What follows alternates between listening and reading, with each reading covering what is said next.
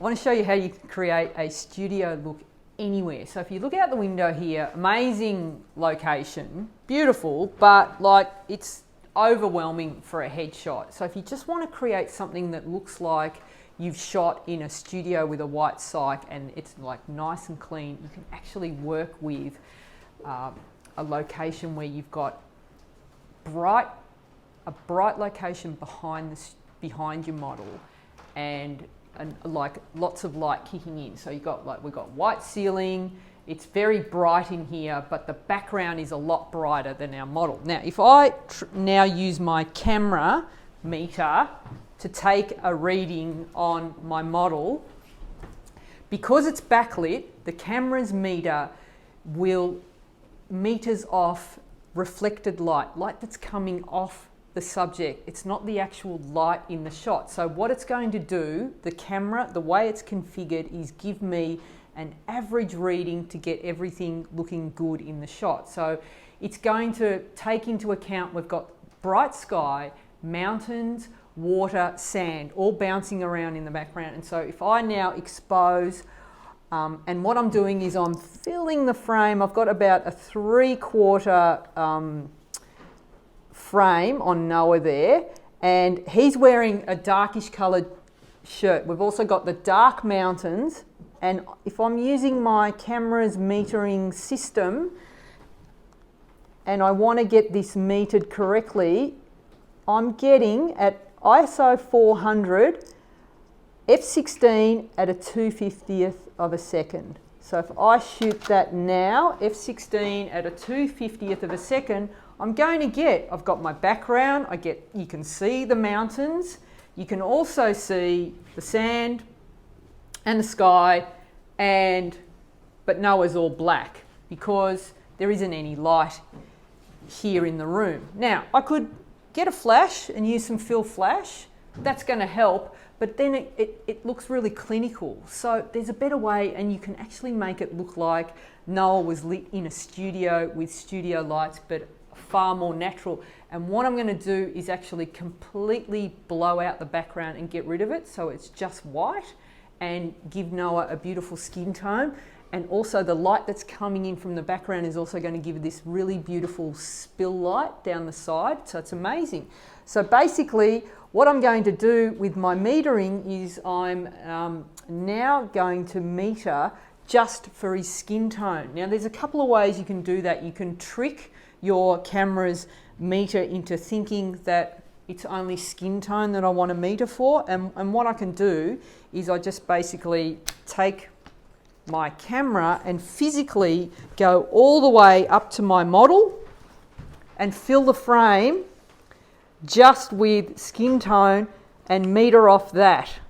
So if I'm doing that, and so that way there's no other light flooding into my camera's meter that's going to trick the meter into thinking it's a lot brighter than it is. So if I just fill my frame with Noah's skin tone, it's telling me that the correct reading now is f2.8 at 1/60th of a second, which is a huge jump from what we had. We were f16 before, so it's like, you know, several stops in brightness. So if I now shoot at that, f2.8, 1/60th of a second, my camera meter now, as I've gone back, is going, oh, this is not very good, it's too bright, it's overexposed. The other thing is that it's doing is it's struggling with the backlit. There we go. All right, sometimes when you're trying to focus, when it's really backlit, the camera's focusing system can't find the focus because there's so much light kicking around, and the light is, the image is really low contrast, so the camera can't properly get a good lock on, so it'll search. So a really good hack for that, when you're really backlit, so it might be that you're trying to shoot into sun, or it's just like there's a lot of light back there that's distracting the camera's autofocus is to just use a black or a sheet of cardboard or your reflector, and just so you can get a focus, put it behind your model. That gets rid of all the light that's kicking in there. You get your lock on. Okay, thanks Tracy, take it off. And then what I like to do is I take my autofocus off because I've found my lock, and then I can happily shoot. And you get like a great shot, and the camera's not searching. So it's a good little hack. So let's have a look. f2.8, 1/60th of a second. Suddenly we've got this really super cool studio look shot of Noah there. Very dramatic, easy to do. Anywhere you've got a window where you've got like bright location, have a go at doing that. The other thing you can do is use a reflector as well, just to fill it in. I've managed to expose for the skin tone nicely, but we can have a go with a reflector as well. So let's have a look. Try, so that's it.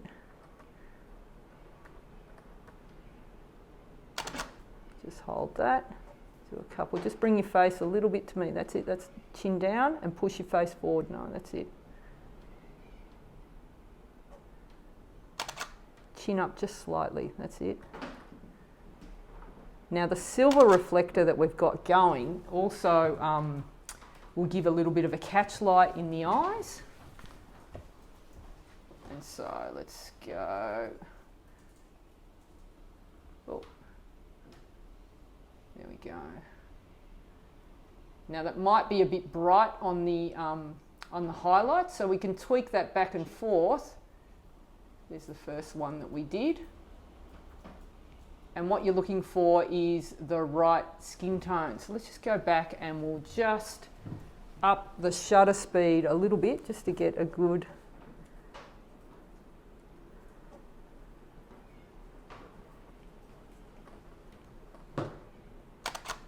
it. Hold that face directly to me, straight on, square on, that's it, hold that.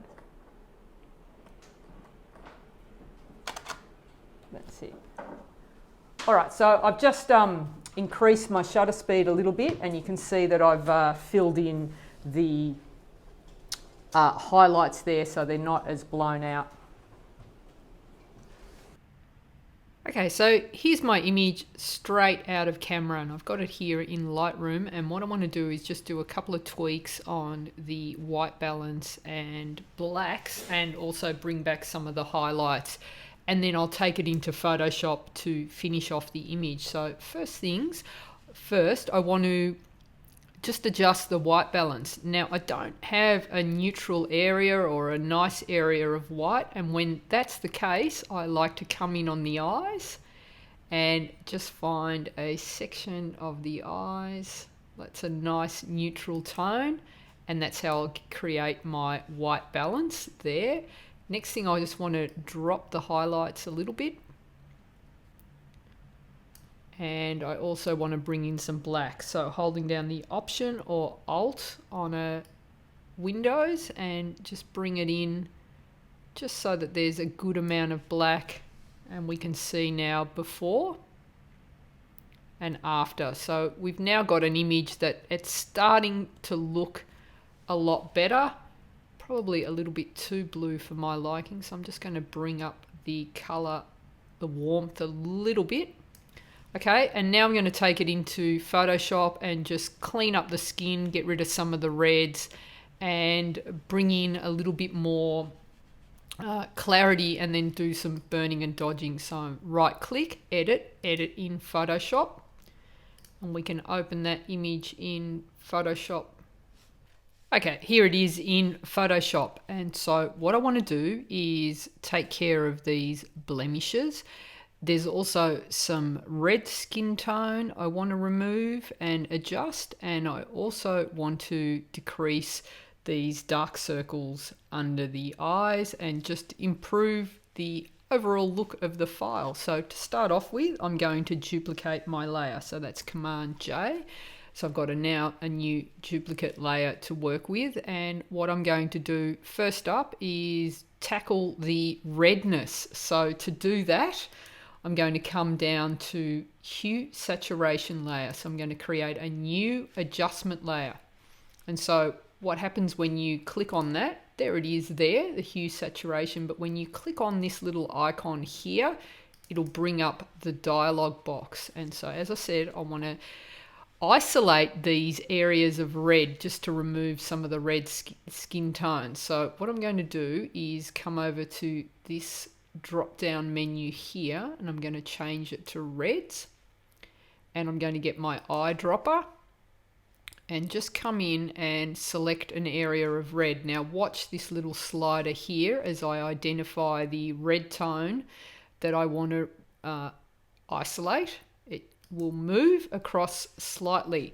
Now the best way to see, so now what I've said to Photoshop is, hey, I just want to change the look of these reds and just drop the tone a bit and make it match in with the skin tone. So in order to see what I'm doing, I can increase my saturation and increase my hue. That's just to see the areas that I'm isolating. Now I can take this little slider here and move it across until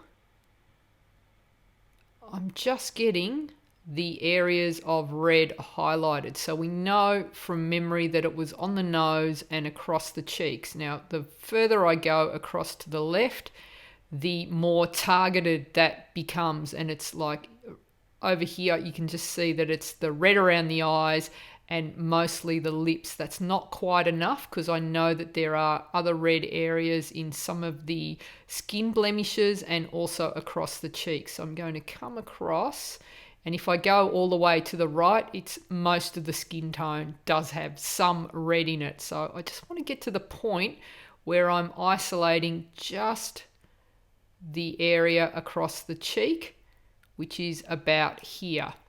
Now I can bring my saturation back to 0, and I can use my hue slider to change the color of the reds to a color that is a little more similar to his natural skin tone. So if I come all the way over to 0, you'll see that there is no change. If I go all the way the other way, you'll see that it increases the red skin tone and makes it look not that appealing. And so what I want to do is slide across to the right, and I'm just watching, and I'm not worried about what's happening with the lips. It's just this area that I'm focused on. So I'm going to come across and keep sliding. It's usually around 20 to 25 is a good area. As you start to see the lips going green, I know I've gone too far, so I can come back probably around there. And if I come in here, you can see before and after, and have a look at this area more so here and some of these little spots before and after. All right, so that's taken care of that nicely. Now what I'm going to do is invert that layer mask so that I'm hiding everything that I've just done. So Command I does that. Now everything, the adjustment that I've just created is now underneath this. It's hidden by this layer mask. So if I now take a brush with my foreground color set to white, my hardness is 0, opacity 100%, flow quite low, still around 5%. I can come in and brush over those red areas, and it'll just lower that red skin tone and get rid of that look, and it'll also get rid of some of the coloring on some of those skin blemishes. So you can see in the layer mask here where I'm brushing, and it'll do a nice job at neutralizing that without losing the natural red in the lips. I can come in around there. So let's have a look at how that looks before and after, and you can really see it on the nose there. It's just reduced that redness on the nose, and I can come in and brush on a little bit more. And also do that chin area as well. So just before and after, and that's gotten rid of quite a bit of colour. Now I can take care of the little lumps and bumps. So what I'm going to do is come down to my new layer, and which is looks like a piece of paper with a fold in it. Click on that, and I'm going to come in and I'm going to change to the clone stamp, and my blend mode is going to be lighten. I'm going to have 0 hardness on the brush, opacity 100%, and I'll bring my flow up to about 10%. And I'm just going to come in now, and I'm hitting the Option key to make a selection of an area nearby, and just removing those little spots and lumps. Now you can also do this with the spot healing tool, and it's just a matter of going over the area, and it will also remove those blemishes. See that? But I actually prefer, for this sort of stuff, using the clone stamp. I just think it does a better job, and you don't seem to see as much of the edge detail. So I'm going to go back to using the clone stamp on lighten, and just lightly brushing over that area just to clean up some of those blemishes.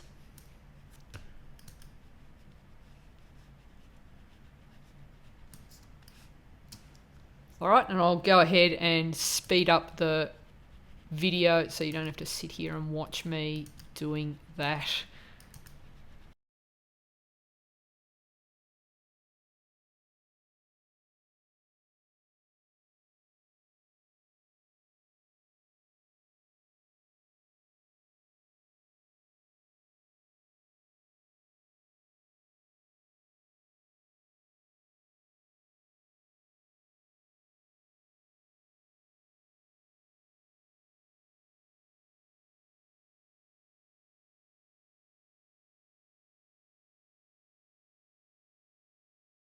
All right, so we've cleaned up the skin tone there. You can see the before and the after.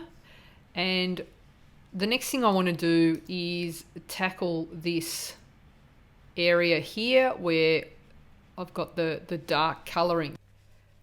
Now, at first look, these dark colouring under the eyes looks like there's just shadows under there, but it's actually a combination of a lot of colours. You can actually see a little bit of blue in the skin there. And so the first thing I want to do is correct the colour, and then I'm going to tackle the darkness of the circles. And the trick is to not remove it altogether, because if you do, it takes away the model's personality. So what I'm going to do is come down and create a new empty layer, and I'm going to change my blend mode to colour, and I've got a brush selected, soft brush, 0 hardness, 100% opacity, flow again nice and low, 5%. So you want to build this up and make it quite subtle. So again, I'm holding down the Option key or Alt on a Windows and clicking on a nice area of skin tone just under that discoloured area, and I'm going to come in and brush over. Now, using colour as a blend mode means that what Photoshop does is it recognises each pixel, and it changes that pixel to the colour that I'm brushing on, but it also maintains the where it's light, it'll put less, and where it's dark, it'll put more. So it kind of keeps the skin tone Okay, I can come up here to the top, and I'll also do the other side. All right, so, and you notice that I took another sample on the camera left side of the face, and I'm just brushing over using that color blend mode. And I can come up the top a little bit. All right, so let's have a look. We've got before and after, and then what I like to do is just drop the opacity.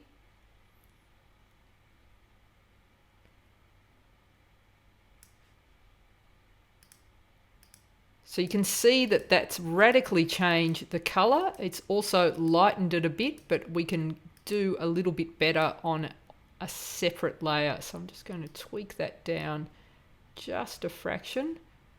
Okay, so that's taken care of the color. Now let's lighten it up a little bit. So I'm going to come and get a new empty layer. Blend mode this time is normal. And all my other settings are the same. 0 hardness, 100% opacity, flow at 5%. Again, I'm going to take a sample. So I'm holding down the Option key on a Mac, Alt on a Windows. And again, just brushing that on just lightly.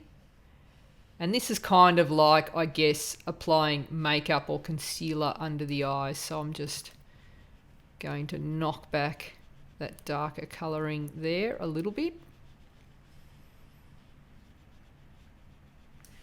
So let's have a look. We've got before and after, and again I'm just going to reduce the opacity because we don't want to remove his personality. So I'll knock it back to about 40%. Let's see what that looks like. And then I always like to zoom back in case I'm getting too carried away. And I think we can knock it back a little bit more and knock back that underneath layer a little bit more. So let's have a look.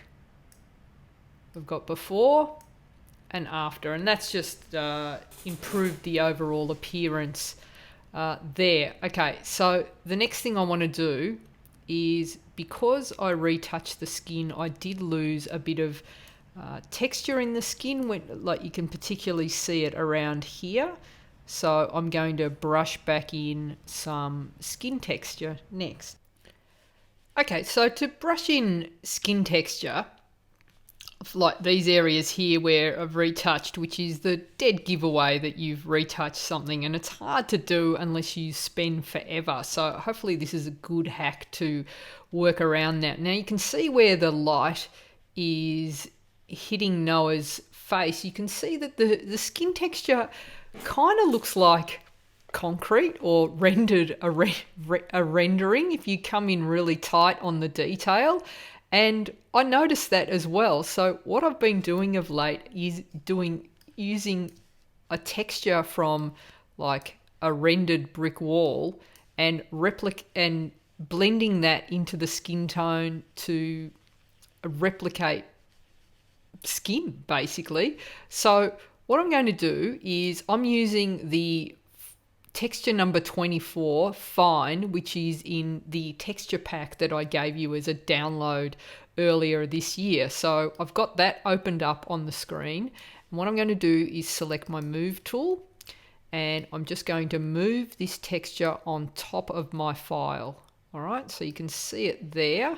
It's actually a slightly larger file size. So if I toggle on and off, there it is there. And what I'm going to do is just, I've got the Shift key selected, and I'm going to grab onto one of these little handles and just move the size of that layer so that it's positioned over his face and making sure that it's covering most of his face.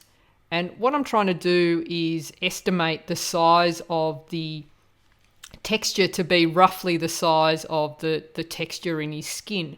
Now, before I can blend that in, I need to remove any color that's in this image. So this adding a texture only works as something that it doesn't have any color, because otherwise the model, the skin tone will pick up whatever color you're trying to overlay. So the first thing I want to do is with my texture layer selected.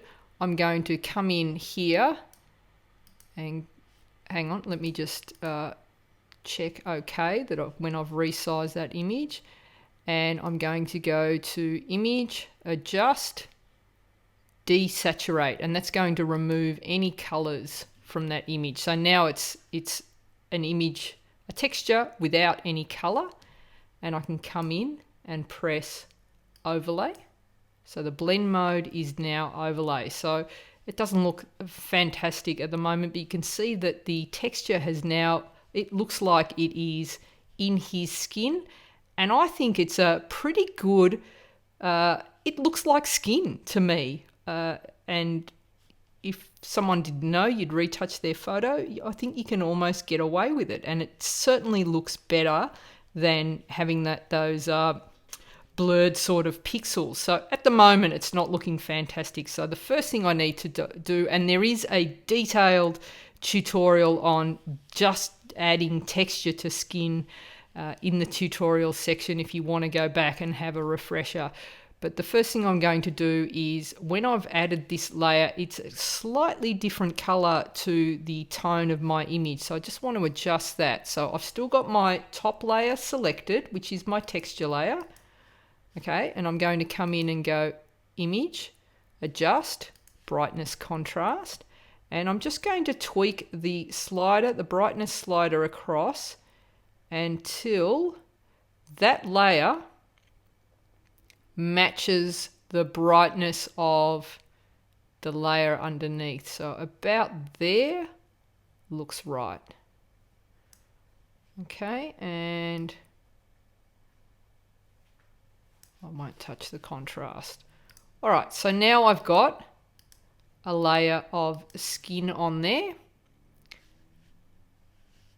which is actually a rendered wall. Now, as it is, it still doesn't look fantastic. So what I need to do is just selectively add it to certain areas. And the way I can do that is to create a layer mask. So if I add a layer mask, so it's this little icon, it's a rectangle with a circle in the middle, click on that, and I've got a layer mask. Now, I can either paint with black and remove the areas that I don't want, or invert this layer and add the layers that I want. And now I think in this instance, when you've got such a large area, this whole area is texture, it's much easier to just selectively add the areas. So that's why I'm now going to hide the layer mask by inverting it. So Command I, and it's now black and it's hidden.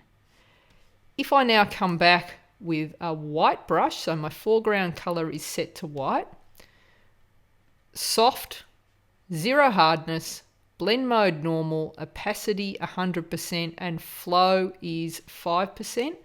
I can now come in, and wherever I brush, I'm going to bring that texture back in. So if I'm just brushing here, you can see it. I might zoom in a little bit more. I'm now adding a little bit of skin texture. Now it's looking a little bit too much at the moment, but that's okay. I can fix that with the opacity, but I just want to make sure that wherever I've added some retouching, let's go over his forehead a little bit.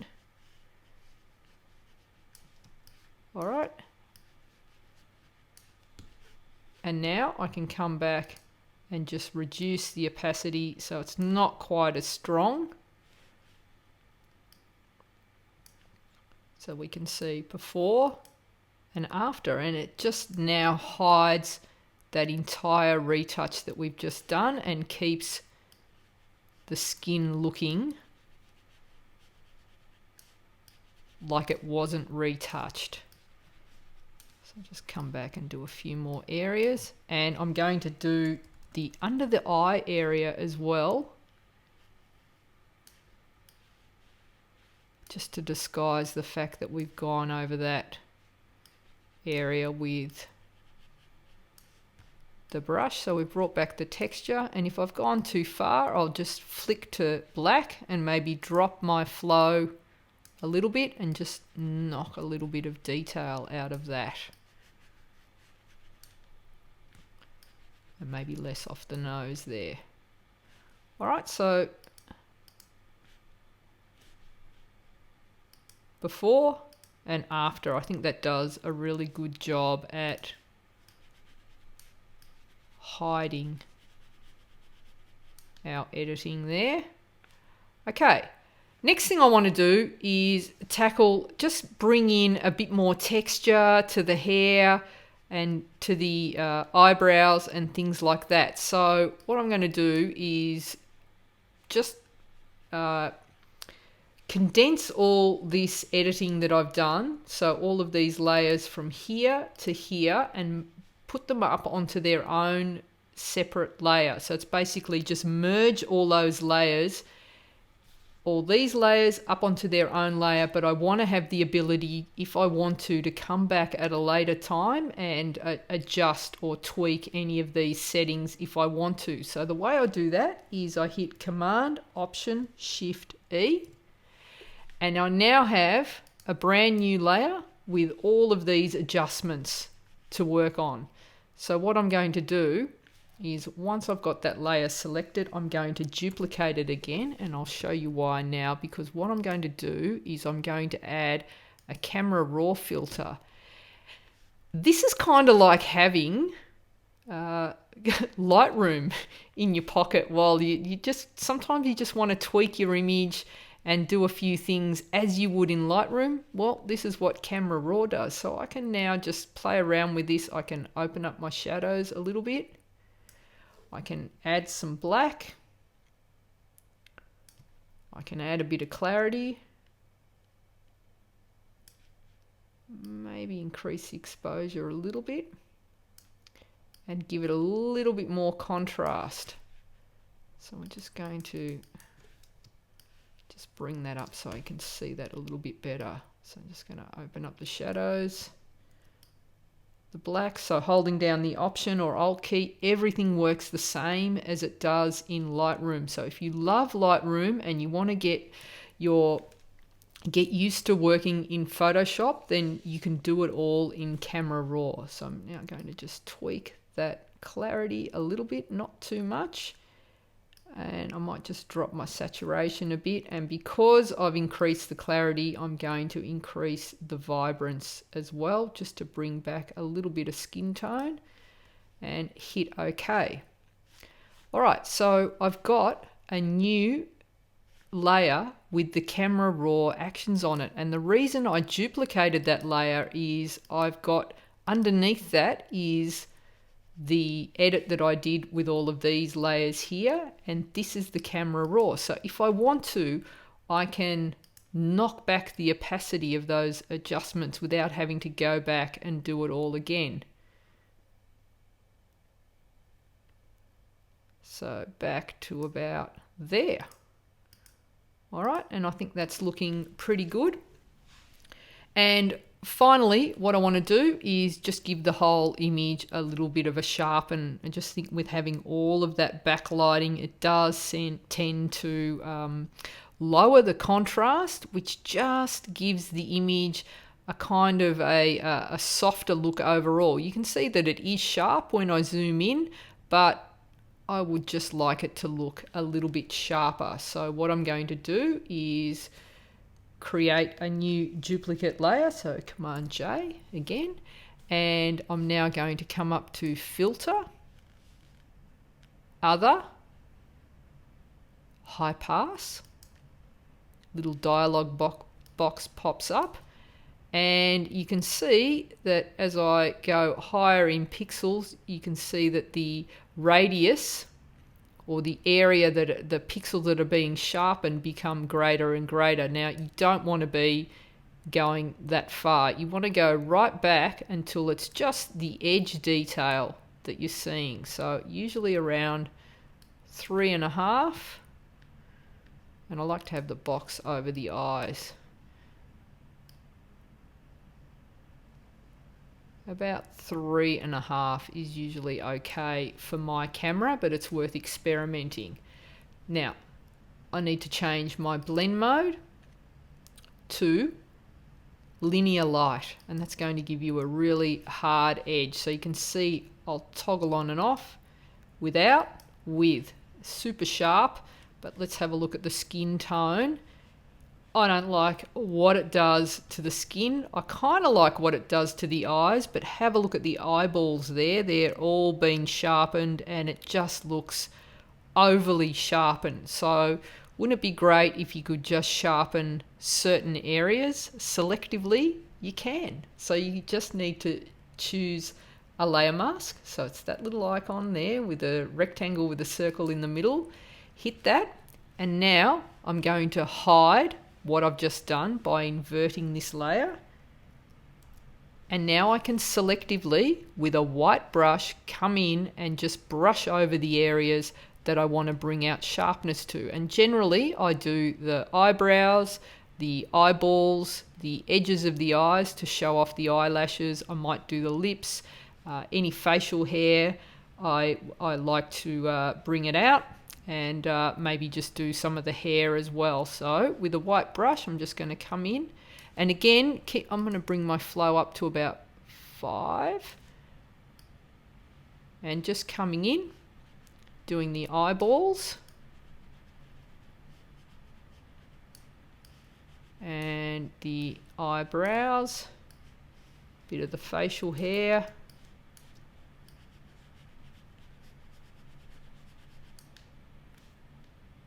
and I'll just do some of that hair at the front as well.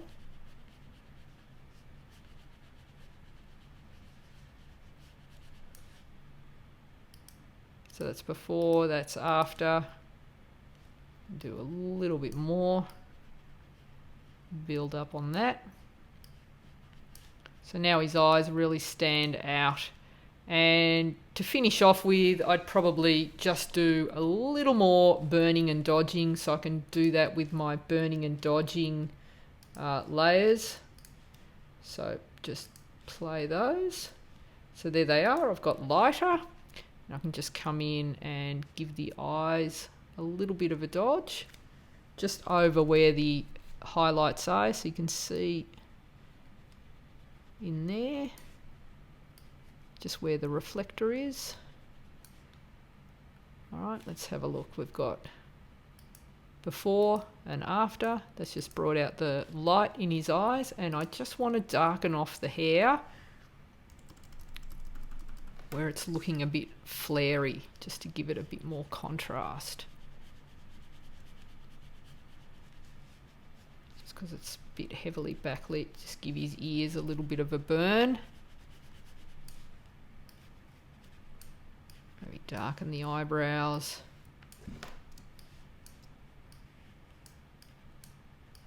Darken off his lips a little bit. Let's have a look. We've got before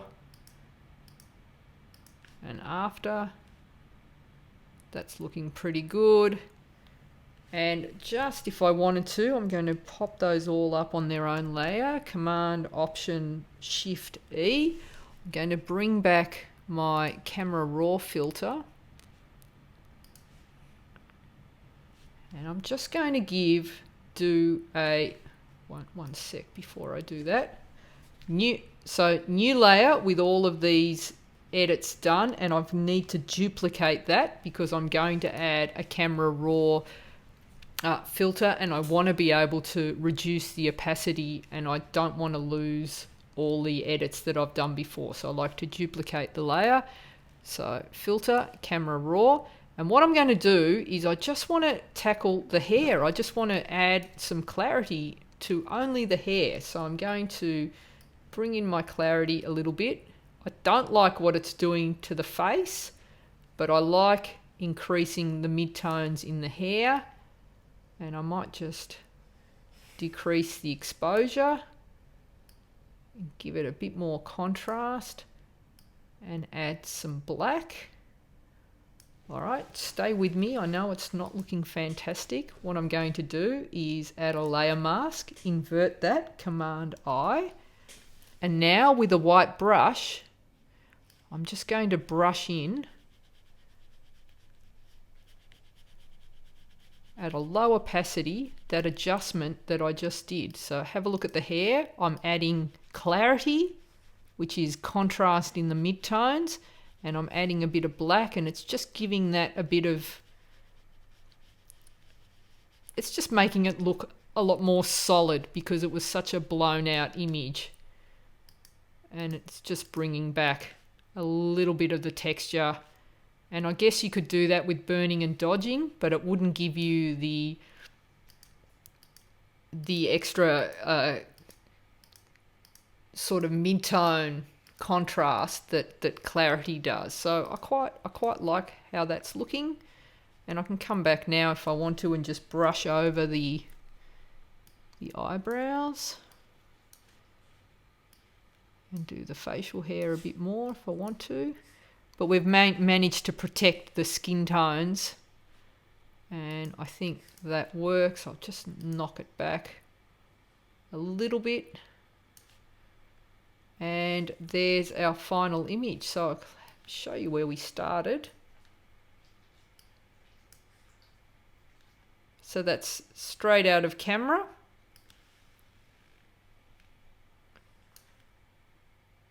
And that's the final image there.